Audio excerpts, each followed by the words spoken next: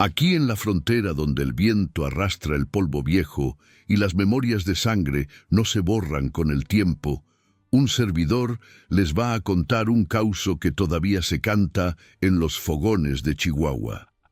Fue en los días cuando la tierra temblaba con el galopar de la División del Norte, cuando el general Francisco Villa era la ley que ningún tirano podía doblar. Este causo trata de un hacendado que se creía dueño hasta de las almas, de un crimen que hacía llorar a la sierra entera, y de cómo la justicia revolucionaria llegó montada en caballo zaino.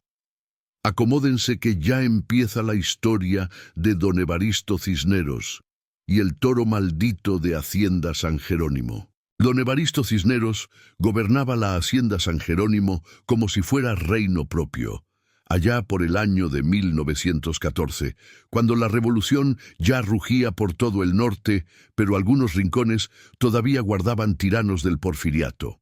La hacienda se extendía desde el río hasta las lomas peladas, tragándose rancherías enteras donde la gente trabajaba de sol a sol por un puñado de frijoles y el privilegio de no ser azotada ese día. Don Evaristo era hombre grueso de cara colorada y bigote retorcido, siempre vestido de negro como enterrador, con sombrero ancho que proyectaba sombra sobre sus ojos de víbora. Había heredado aquellas tierras de su padre, quien las había heredado del abuelo, toda una dinastía de déspotas que consideraban a los peones como ganado marcado, propiedad que nacía y moría bajo su bota. La hacienda tenía su propia cárcel, su propia iglesia donde el cura predicaba obediencia al patrón antes que a Dios, y su propio sistema de castigos que harían palidecer al mismo diablo. Don Evaristo presumía de nunca haber azotado a un hombre sin razón, pero su concepto de razón era tan retorcido como su bigote. Razón era mirar mal al capataz. Razón era descansar cuando el sol rajaba las piedras. Razón era que tu mujer fuera bonita y él la quisiera para su capricho. Los peones vivían en jacales de adobe que se desmoronaban con cada lluvia. Comían tortillas duras y quelites amargos, y sus hijos nacían ya endeudados con la tienda de raya, donde todo costaba el triple de su valor, y los números en el libro siempre crecían aunque uno pagara toda la vida. Pero el verdadero horror de San Jerónimo no estaba en los azotes, ni en el hambre, ni en la miseria que aplastaba cada esperanza. El verdadero horror tenía cuernos y pesaba media tonelada. Don Evaristo guardaba en un corral especial cerca de la casa grande un toro bravo traído de España, bestia negra con ojos de lumbre y testuz ancha como mesa de cantina.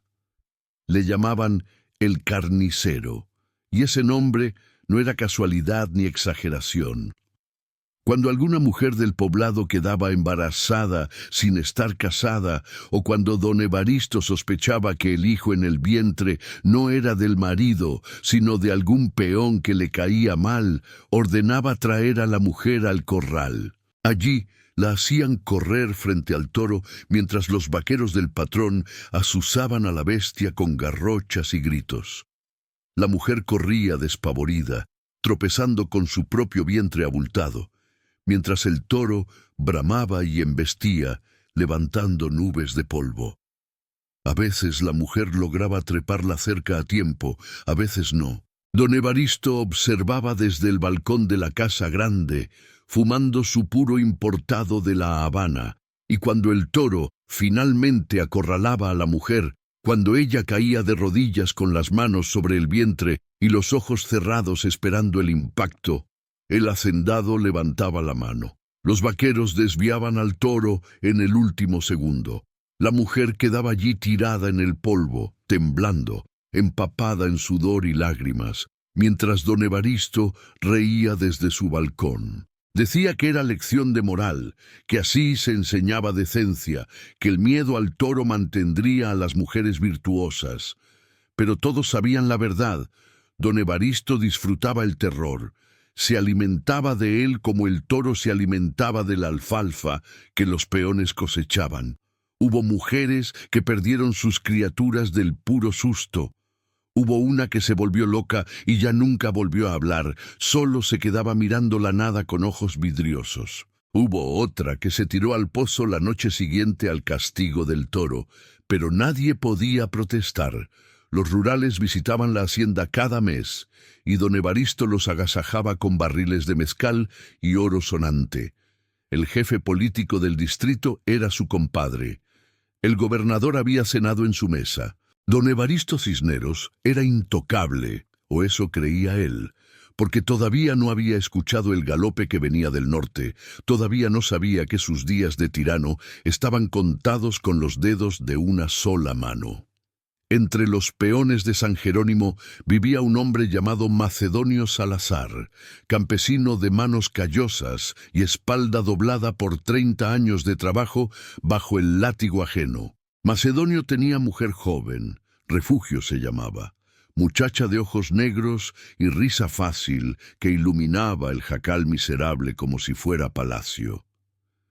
Refugio estaba esperando su primer hijo, el vientre ya redondo bajo el rebozo desteñido, y Macedonio trabajaba doble para juntar algo extra, soñando con que su hijo naciera en un mundo mejor, aunque ese sueño pareciera más lejano que las estrellas. Un día de marzo, cuando el sol apenas asomaba tras la sierra, el capataz llegó al jacal de Macedonio arrastrando las espuelas. Traía orden de don Evaristo. Refugio debía presentarse en el corral del toro al mediodía. Macedonio sintió que la tierra se abría bajo sus pies. Preguntó cuál era la acusación, qué había hecho su mujer para merecer tal castigo. El capataz escupió al suelo y dijo que don Evaristo había decidido que Refugio miraba mucho a uno de los vaqueros, que seguramente el hijo que cargaba era bastardo. Macedonio juró por todos los santos que eso era mentira, que Refugio nunca había mirado a otro hombre, que el hijo era suyo legítimo. El capataz se encogió de hombros. Las órdenes de don Evaristo no se discutían, se obedecían. Macedonio cayó de rodillas frente al capataz, algo que ningún hombre debería hacer ante otro, pero el terror por su mujer y su hijo nonato le quitaba toda dignidad. Suplicó piedad, ofreció trabajar gratis el resto de su vida, ofreció su propia sangre si dejaban en paz a Refugio. El capataz lo apartó de una patada y se fue arrastrando las espuelas, dejando tras de sí una nube de polvo y desesperación. Refugio escuchó todo desde adentro del jacal. No lloró, aunque sus manos temblaban sobre el vientre. Era mujer fuerte, criada en la dureza de aquella tierra, pero hasta las piedras se quiebran cuando el martillo cae suficientes veces. Al mediodía la llevaron al corral. Macedonio intentó impedirlo y recibió culatazo de rifle que le abrió la ceja. Lo amarraron a un poste para que mirara. Refugio entró al corral con paso firme, aunque las piernas apenas la sostenían. El toro estaba al otro lado, rascando la tierra con la pezuña, echando vapor por los hollares. Don Evaristo apareció en su balcón con el puro humeante. Hizo señal con la mano y los vaqueros empezaron a azuzar al toro. La bestia bramó, un sonido que hacía eco en el pecho como tambor de guerra, y embistió hacia Refugio. Ella corrió hacia la cerca, tropezó, se levantó con las manos sobre el vientre, siguió corriendo. El toro la alcanzaba. Macedonio gritaba amarrado al poste, luchando contra las cuerdas hasta que la sangre le corría por las muñecas. En el último momento, los vaqueros desviaron al toro, pero Refugio ya había caído de rodillas, los ojos en blanco, la boca abierta en grito silencioso. La sacaron del corral, arrastrándola por los brazos. Esa noche, Refugio empezó a sangrar. La partera del poblado hizo lo que pudo con sus hierbas y sus rezos, pero 3 días después, Refugio perdió al niño.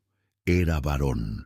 Lo enterraron en el camposanto sin nombre, porque todavía no había respirado el aire de este mundo, aunque ya tenía dedos perfectos y cara de su padre. Refugio sobrevivió, pero algo se rompió dentro de ella, algo que ninguna hierba podía curar. Ya no reía. Ya no hablaba mucho.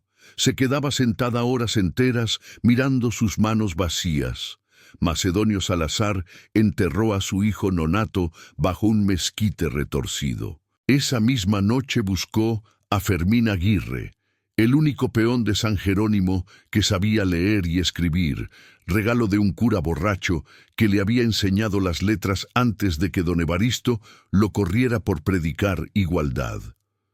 Fermín conocía las historias que llegaban del norte, las historias del general Villa y su división del norte, ejército de pobres que hacía temblar a los ricos, justicia sobre caballos que no reconocía ni jueces ni leyes escritas por tiranos. Macedonio le pidió a Fermín que escribiera carta para el general Villa, que le contara del toro de don Evaristo, de Refugio y el hijo perdido, de las otras mujeres humilladas y quebradas. Fermín escribió la carta esa misma noche con lágrimas cayendo sobre el papel, porque él también tenía hermana que había corrido frente al toro. Buscaron al hombre indicado para llevar la carta.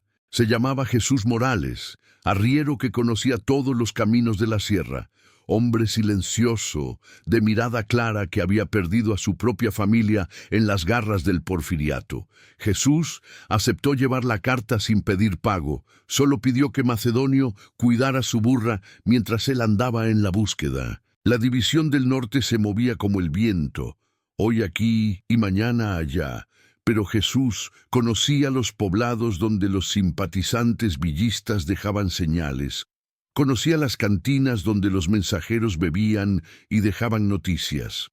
Salió de San Jerónimo antes del amanecer, con la carta escondida en la bota, siguiendo la estrella del norte como los antiguos, buscando al general que era leyenda viviente, último recurso de los que no tenían recurso. Jesús Morales cabalgó durante 11 días seguidos, atravesando barrancas y desiertos donde el sol derretía hasta las sombras. En cada poblado preguntaba con cuidado, usando las palabras correctas que identificaban a los revolucionarios sin alertar a los soplones. En una cantina de Parral, un viejo tuerto le dijo que la división del norte estaba acampada cerca de Jiménez, preparando movimiento hacia el sur. Jesús siguió el rumor. En Jiménez encontró puestos de avanzada, jinetes con cananas cruzadas sobre el pecho y carabinas terciadas que lo detuvieron con gritos de alto. Jesús levantó las manos mostrando que no traía armas, que solo traía mensaje para el general Villa, asunto de justicia que no podía esperar. Los jinetes lo escoltaron hasta el campamento principal. Era campamento grande extendido junto al río, con cientos de fogatas humeando en la tarde, caballos amarrados en largas filas, carretas cargadas de municiones y provisiones, mujeres moliendo maíz y cocinando en comales enormes, niños corriendo entre las tiendas de campaña. Por todas partes se veía el movimiento de un ejército que era también pueblo en marcha, revolución con raíces en la tierra misma. Los soldados vestían de todo, desde uniformes federales capturados hasta ropa de manta campesina, pero todos llevaban el mismo fuego en los ojos, la misma certeza de que peleaban por algo más grande que ellos mismos. Lo llevaron ante una tienda más grande que las demás, marcada con bandera tricolor. Afuera esperaban varios oficiales con sombreros anchos y bigotes espesos, hombres curtidos por batallas y cabalgatas que medían a Jesús con miradas de águila. Uno de ellos entró a la tienda y salió momento después haciendo seña de que pasara. Jesús entró quitándose el sombrero. El interior olía a cuero, pólvora y café fuerte. Detrás de una mesa improvisada con tablones y caballetes estaba sentado el general Francisco Villa en persona, estudiando mapas extendidos, con un cigarro delgado entre los dedos. Villa levantó la vista. Era hombre de complexión fuerte, hombros anchos, de domador de caballos, cara morena, surcada por arrugas que contaban historias de soles y pólvora. Sus ojos eran lo más impresionante, negros y penetrantes como balas, ojos que veían directo al alma de un hombre y medían su verdad en un instante. Usaba sombrero tejano, camisa de manta abierta en el cuello, pantalón de montar con chaparreras de cuero trabajado. Había pistolas cruzadas en su cintura, armas que no eran adorno, sino herramientas de su oficio. Villa fumó despacio, sin apartar los ojos de Jesús, dejando que el silencio pesara como montaña. Finalmente habló con voz grave pero clara, preguntando qué era tan importante para que un hombre cabalgara 11 días seguidos. Jesús sacó la carta de la bota y la puso sobre la mesa con mano que apenas temblaba. Villa la abrió y empezó a leer. El oficial junto a la entrada, un teniente coronel llamado Ramírez, que sabía leer mejor, se acercó y leyó en voz alta para que todos escucharan. La carta describía la hacienda San Jerónimo, a don Evaristo Cisneros, el toro llamado el carnicero, el castigo infame que imponía a las mujeres embarazadas. Contaba la historia de Refugio, del hijo perdido, del llanto que atravesaba las noches en el poblado. Pedía justicia, la única justicia posible, la que llegaba montada y armada. Mientras el teniente leía, el rostro de Villa se transformó. La mandíbula se apretó como torno, las manos se cerraron en puños sobre la mesa, haciendo crujir los nudillos. Cuando la lectura terminó, Villa se levantó despacio, tan despacio que parecía que la rabia lo volvía pesado como plomo fundido. Caminó hacia la entrada de la tienda y se quedó mirando el campamento, la espalda tensa, los hombros subiendo y bajando con respiraciones profundas. Los oficiales presentes conocían aquella señal. Habían visto al general Villa enfrentar batallas con risa en los labios, pero cuando se ponía así de silencioso, cuando la rabia se le metía tan adentro que no salía en palabras, entonces venía tormenta. Villa se volvió hacia sus oficiales. Su voz salió baja, pero cada palabra caía como martillazo. Dijo que había oído hablar de hacendados cobardes, de jefes políticos que torturaban campesinos, de federales que violaban y quemaban, pero que aquello del toro era maldad refinada, maldad que requería castigo especial. Dijo que un hombre que humillaba mujeres embarazadas no era hombre, sino alimaña, y que las alimañas no merecían juicio largo. Ordenó preparar destacamento de 20 jinetes, los mejores, hombres de confianza que conocieran el territorio y supieran moverse callados. El objetivo era llegar a San Jerónimo, capturar a don Evaristo Cisneros y cobrarle cada lágrima derramada, cada grito arrancado, cada vida truncada. El teniente Ramírez preguntó si no convenía mandar más hombres, que las haciendas grandes solían tener guardias armadas y que don Evaristo seguramente tenía protección. Villa negó con la cabeza. 20 hombres buenos valían más que 100 mediocres, y aquella misión requería velocidad y sorpresa, no batallas abiertas. Además, dijo Villa con sonrisa sin humor, un destacamento pequeño pasaba desapercibido, podía moverse rápido, y lo más importante, lo que iban a hacer en San Jerónimo no requería ejército entero, sino justicia precisa, cirugía revolucionaria que cortara el tumor sin dañar al cuerpo. Miró a Jesús Morales y le dijo que descansara, que comiera, que al amanecer regresaría a San Jerónimo, pero esta vez no iría solo. Esta vez llevaría la respuesta que Macedonio Salazar había pedido en su carta. Al amanecer siguiente salieron 20 jinetes tras el general Villa, hombres escogidos entre los dorados, la guardia personal del general, veteranos de Zacatecas y Torreón que montaban como centauros y disparaban como arcángeles de la venganza. Jesús Morales iba adelante guiando el camino, conocía atajos por la sierra que ahorraban días de viaje. Cabalgaban en formación suelta, sin levantar mucho polvo, evitando caminos principales donde pudieran toparse con federales o rurales que dieran aviso a don Evaristo. Villa montaba su caballo zaino favorito, bestia noble que había cargado al general por media república, animal que conocía el paso de su jinete como esposa conoce los suspiros del marido.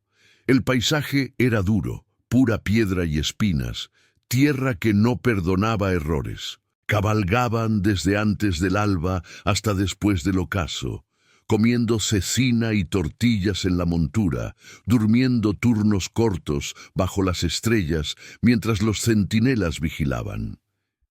En el camino pasaron rancherías donde la gente salía a mirarlos con mezcla de esperanza y miedo, sin saber si aquellos jinetes armados traían salvación o desgracia. Villa ordenó no detenerse excepto para abrevar los caballos. El tiempo apremiaba porque cada día que pasaba era otro día de sufrimiento en San Jerónimo. Al tercer día de cabalgar, toparon con obstáculo inesperado.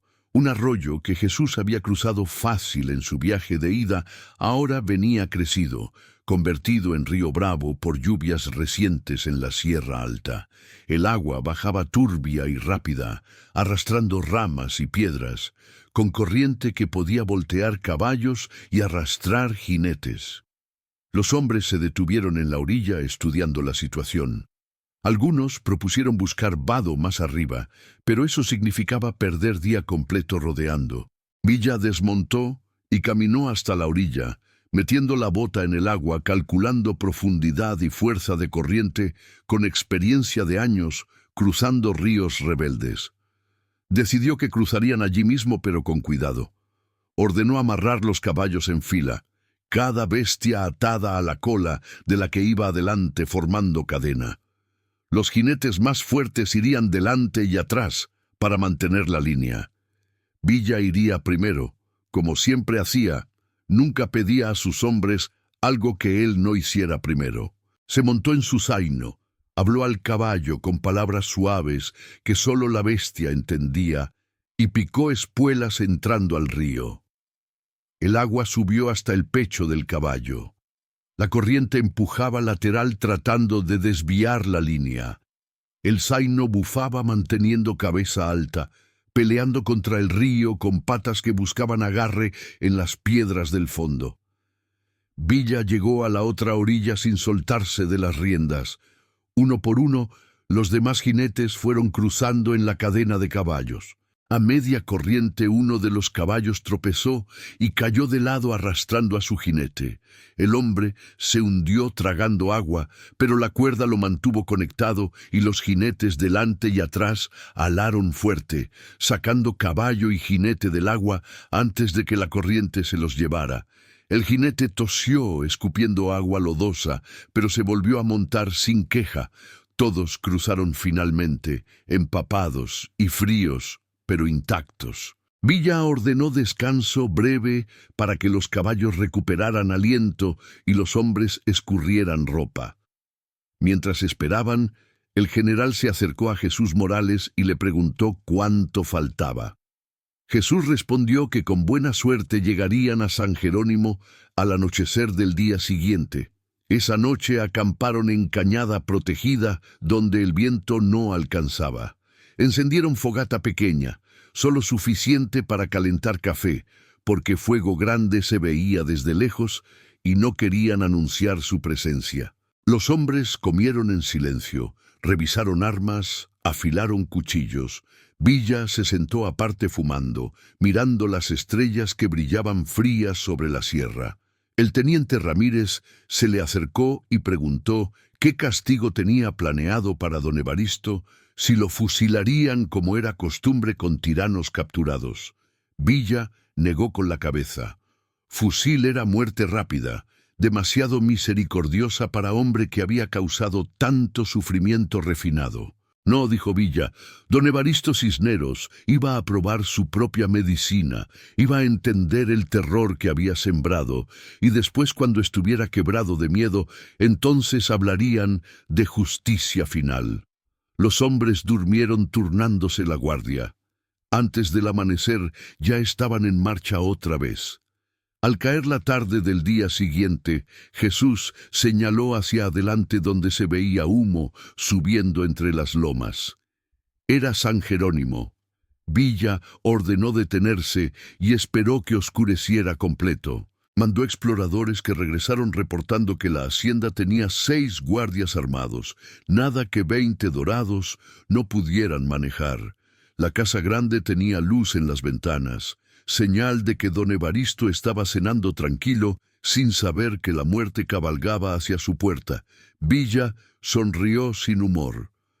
Dijo a sus hombres que era hora de cobrar cuentas viejas, y que cuando terminaran esa noche, el nombre de San Jerónimo significaría justicia en lugar de terror. Digan en los comentarios de dónde están escuchando este corrido, porque lo que viene ahora es la parte que los abuelos cuentan bajando la voz. La noche cayó sobre San Jerónimo como manta negra. Los 20 jinetes villistas se dividieron en 3 grupos según plan trazado por Villa. Un grupo rodearía la casa grande por el este, otro por el oeste. El tercero, con Villa al frente, entraría directo por el portón principal. La operación debía ser silenciosa hasta el último momento. Nada de disparos que alertaran al pueblo entero. Esto era cirugía, no batalla. Los dorados se movieron como sombras. Años de guerra les habían enseñado a caminar sin hacer ruido, a comunicarse con señas, a convertirse en fantasmas cuando la situación lo requería. Llegaron a las murallas de adobe que rodeaban el casco de la hacienda. 2 guardias paseaban en lo alto con rifles al hombro, pero paseaban flojos, aburridos, seguros de que nadie se atrevería a tocar San Jerónimo. Uno de los dorados, antiguo vaquero antes de revolucionario, lanzó lazo que atrapó el cuello de un guardia y lo jaló hacia abajo sin darle tiempo de gritar. El segundo guardia volteó sorprendido, pero una piedra lanzada con puntería certera le dio en la sien, dejándolo inconsciente. Los villistas escalaron el muro usando cuerdas y manos expertas. Cayeron del otro lado silenciosos como gatos. Los otros 4 guardias estaban en el patio interior jugando cartas alrededor de barril que servía de mesa con botella de aguardiente entre ellos. No escucharon a los villistas acercarse por detrás. Villa mismo, moviéndose como lobo viejo, llegó hasta el grupo, tosió suave. Los guardias voltearon y se encontraron mirando el cañón de la pistola del general y las carabinas de 10 dorados apuntándoles. Villa les dijo que podían morir allí mismo o podían soltar las armas y caminar hacia el corral donde los amarrarían sin hacerles daño. Los guardias miraron los ojos del general, vieron que no estaba bromeando y soltaron rifles y pistolas levantando manos temblorosas. Los amarraron con sus propios cintos y los dejaron en el establo con centinela vigilando. Con los guardias neutralizados, Villa y sus hombres se acercaron a la casa grande. Era construcción de 2 pisos con balcón que rodeaba el segundo nivel, paredes gruesas de adobe blanqueado, ventanas grandes con rejas de hierro forjado. Luz amarilla salía de las ventanas del comedor. Villa se asomó con cuidado. Don Evaristo Cisneros estaba sentado a la cabecera de una mesa larga, todavía vestido de negro, todavía con el sombrero puesto aunque estaba en su propia casa. Cenaba solo, atendido por sirvienta vieja que le servía más vino. El hacendado comía despacio, cortando carne con cuchillo de plata, masticando con gestos de satisfacción. Hombre que nunca había conocido hambre ni miedo, ni nada que perturbara su digestión de tirano. Villa probó la puerta principal. Estaba cerrada con llave por dentro. Hizo señal a uno de sus hombres, herrero de oficio antes de la revolución, que sacó ganzúas y trabajó la cerradura con dedos que sabían su oficio. El pestillo se dio con clic suave. Abrieron la puerta despacio, evitando que las bisagras chirriaran. Entraron a vestíbulo grande decorado con muebles pesados y cuadros de antepasados de don Evaristo, todos con la misma cara de desprecio. Villa cruzó el vestíbulo seguido por 6 dorados. Los demás quedaron vigilando puertas y ventanas. Llegaron a la entrada del comedor. Villa se quedó en el umbral, observando, dejando que don Evaristo terminara su bocado de carne, su último bocado de hombre libre. Don Evaristo levantó su copa de vino y en ese momento vio el reflejo en el cristal. Vio a los hombres armados en la entrada. La copa se le cayó de la mano estrellándose contra el plato. El vino tinto se derramó sobre el mantel blanco como sangre sobre nieve. El hacendado se puso de pie tan rápido que su silla cayó hacia atrás. Su cara colorada se puso blanca como cera de iglesia. Abrió la boca, pero no salió sonido. La garganta se le había cerrado del susto. Villa entró al comedor con pasos lentos, las espuelas tintineando sobre el piso de baldosas. Se quitó el sombrero por pura cortesía irónica y lo puso sobre la mesa.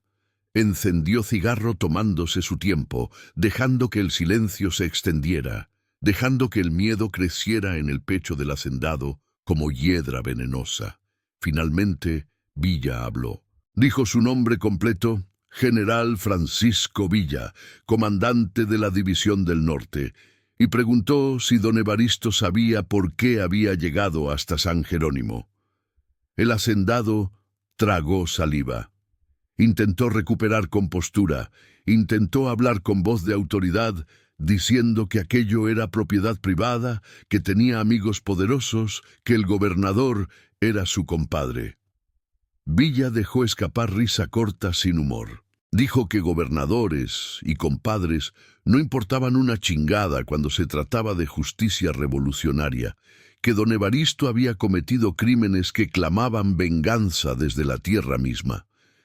El hacendado preguntó cuáles crímenes. Él solo había mantenido orden en su hacienda como era su derecho. Villa dio paso adelante, tan cerca que don Evaristo pudo oler el humo del cigarro. El general dijo una palabra: toro. Don Evaristo palideció todavía más, si eso era posible. Intentó retroceder, pero la pared estaba detrás.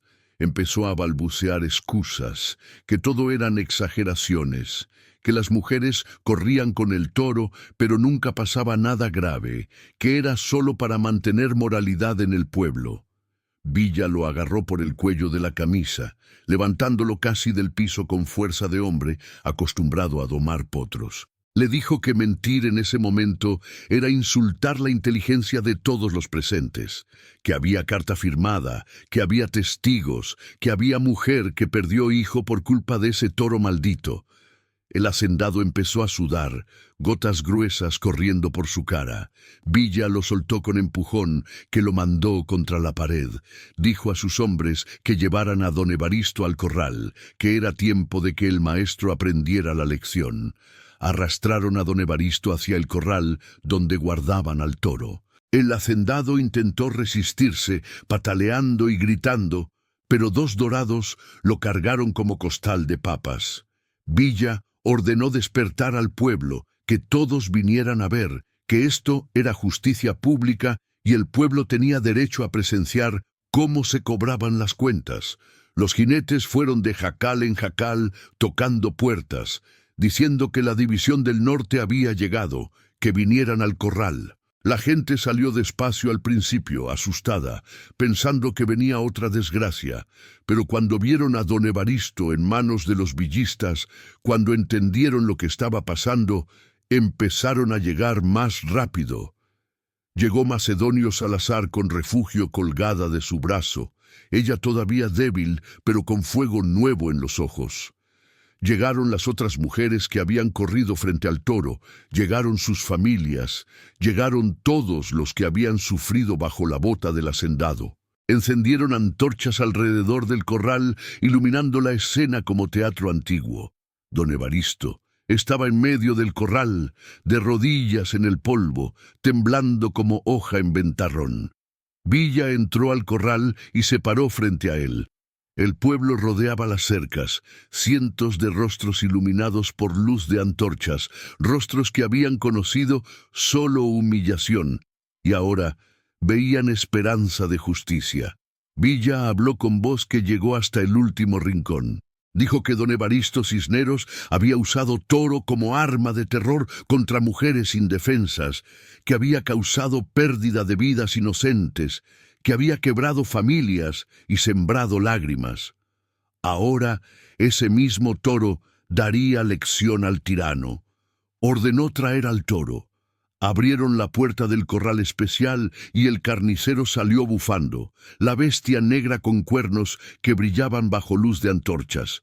El toro vio a don Evaristo en medio del corral y empezó a rascar la tierra con la pezuña. Don Evaristo gritó pidiendo piedad, jurando que cambiaría, que liberaría a todos los peones, que daría sus tierras. Villa negó con la cabeza. Dijo que las promesas de tiranos eran como agua derramada, que el único lenguaje que don Evaristo entendía era el del terror, y que ahora iba a hablar ese lenguaje él mismo. Salió del corral dejando al hacendado solo con el toro. Dos dorados empezaron a azuzar al toro con garrochas, igual que los vaqueros de don Evaristo habían hecho con las mujeres. La bestia bramó y embistió. Don Evaristo corrió hacia la cerca gritando como cerdo en matadero. El toro lo alcanzaba. El hacendado tropezó y cayó de bruces. Se levantó con la cara llena de tierra y mocos. Siguió corriendo. Llegó a la cerca y trató de trepar, pero sus manos gordas no encontraban agarre. El toro llegó hasta él, bajó la testuz y enganchó con el cuerno la ropa de don Evaristo, levantándolo del suelo. El hacendado chilló con voz de niño asustado. El toro lo sacudió y lo soltó, dejándolo caer en el polvo. Don Evaristo se arrastró de rodillas suplicando, con lágrimas y mocos corriendo por su cara, toda la dignidad perdida, todo el orgullo hecho pedazos. Villa levantó la mano. Los vaqueros desviaron al toro en el último momento, igual que siempre se había hecho con las mujeres.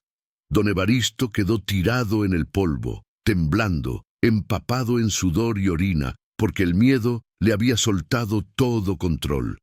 El pueblo miraba en silencio.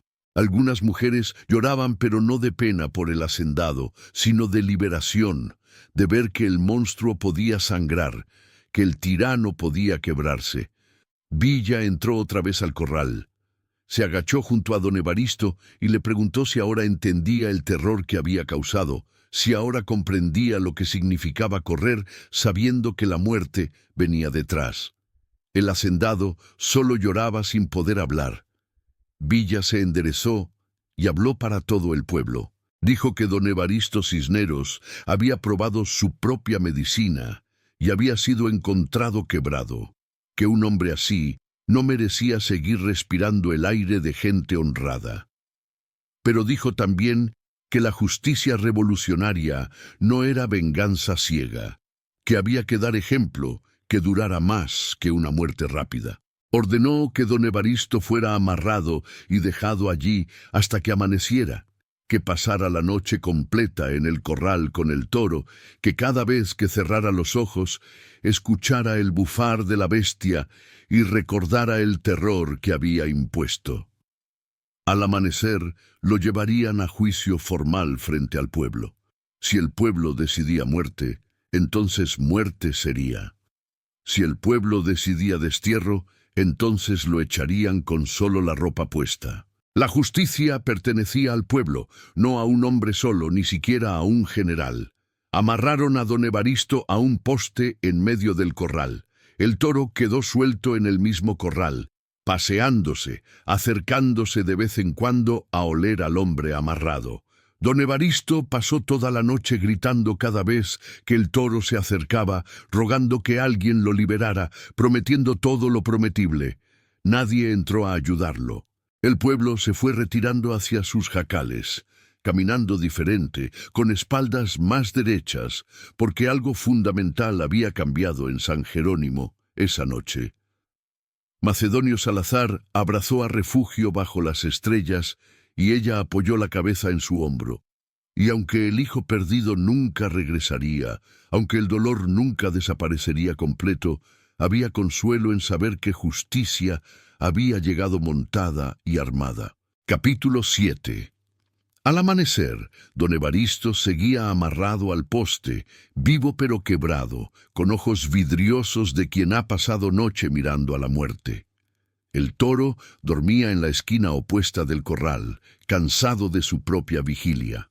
Villa ordenó llevar al hacendado frente a la casa grande, donde todo el pueblo se reunió.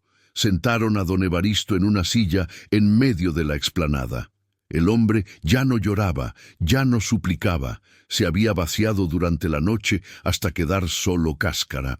Villa explicó al pueblo que ellos debían decidir el destino del tirano, que la revolución no era para que un jefe reemplazara a otro jefe, sino para que el pueblo recuperara voz y voto. Macedonio Salazar fue el primero en hablar.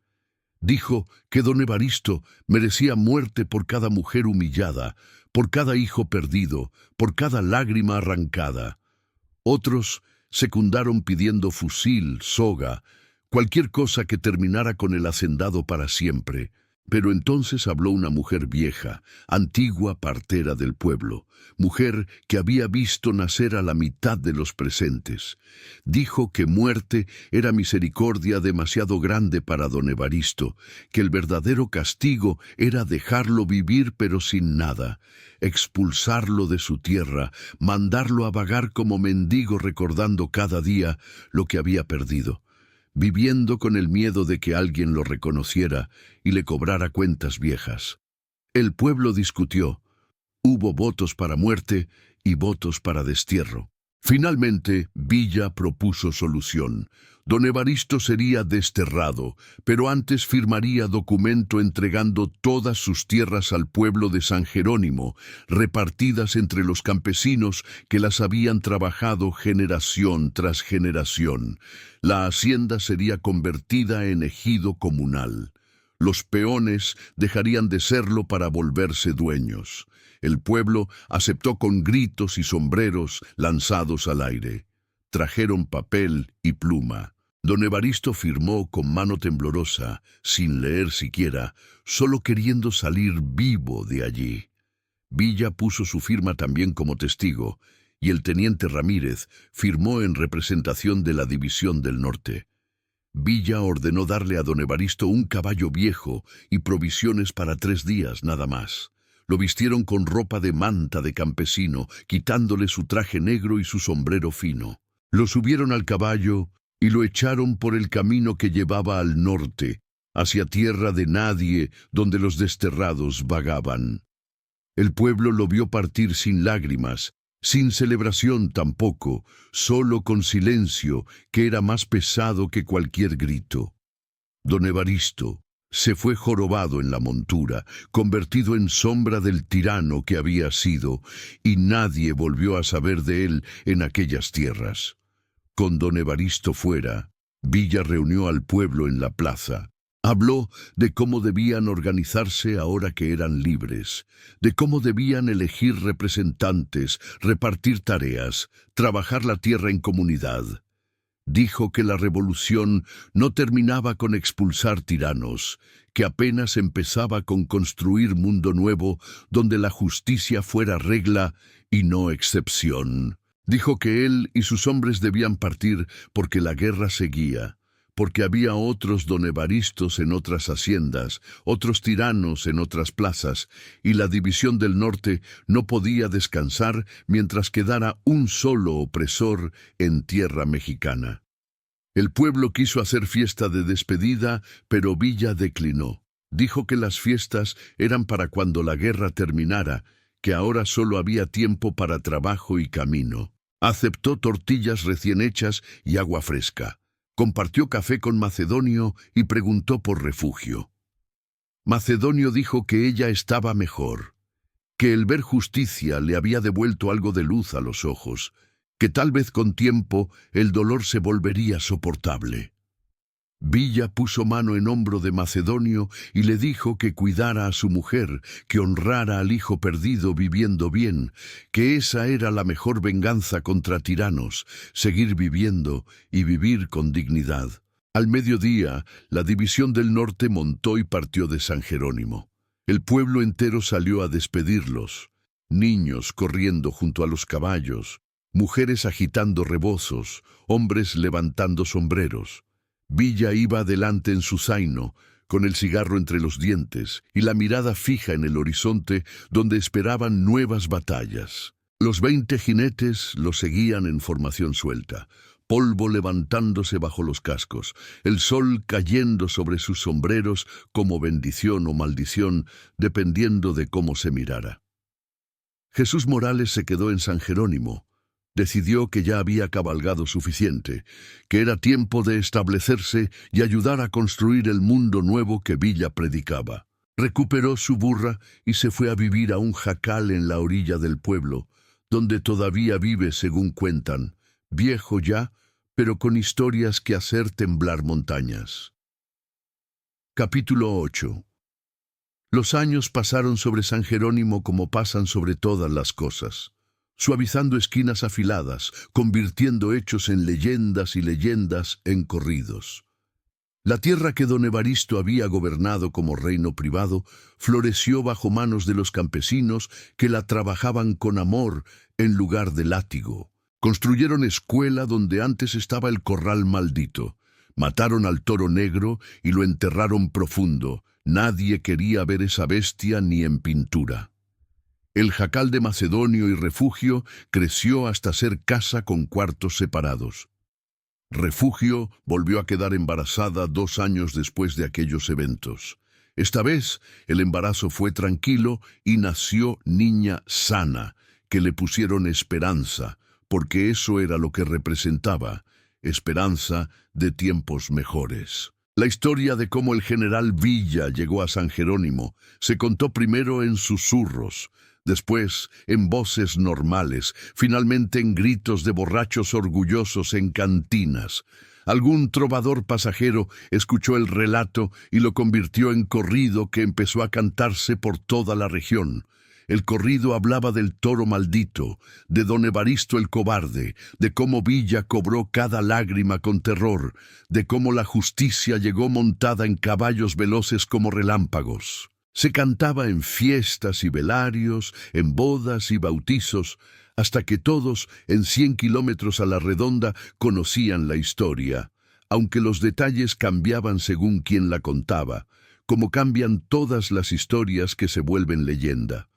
Cuando la revolución finalmente terminó, cuando firmaron tratados y colgaron rifles, San Jerónimo quedó como testamento viviente de lo que Villa había peleado. Era pueblo libre de peones convertidos en dueños, de tierra repartida con justicia, de ley que protegía débiles en lugar de fuertes.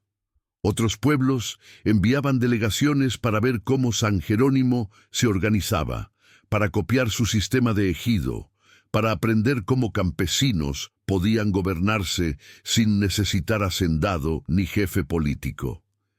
Y cada delegación escuchaba el cuento del toro y don Evaristo, y regresaba a casa con la historia en el pecho, como fuego que calentaba en noches frías. Macedonio Salazar vivió hasta viejo, vio crecer a su hija Esperanza y después a sus nietos.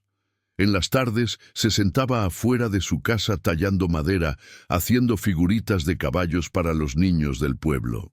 Cuando le pedían que contara del día que llegó Villa, Macedonio cerraba los ojos y hablaba despacio, reviviendo cada detalle, el sonido de los cascos en la noche, la cara de don Evaristo cuando entendió que su reinado había terminado, los gritos del tirano en el corral con el toro, el amanecer nuevo sobre tierra libre. Contaba también del hijo que perdió, el niño que nunca respiró, pero que estaba siempre presente en su memoria, el niño que en cierta forma había traído justicia a San Jerónimo con su muerte injusta.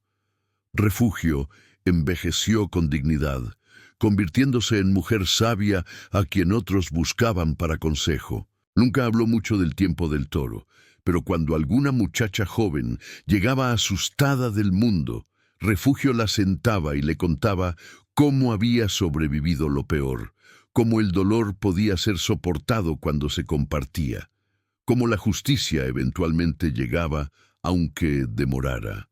Las mujeres de San Jerónimo la respetaban como se respeta a quien ha caminado por el valle de sombras y regresado con luz en las manos. Cuando Refugio finalmente murió, ya muy vieja, enterrada junto a Macedonio, bajo el mezquite donde habían enterrado al hijo perdido, el pueblo entero lloró su partida y plantó flores sobre su tumba, flores que todavía crecen salvajes cada primavera.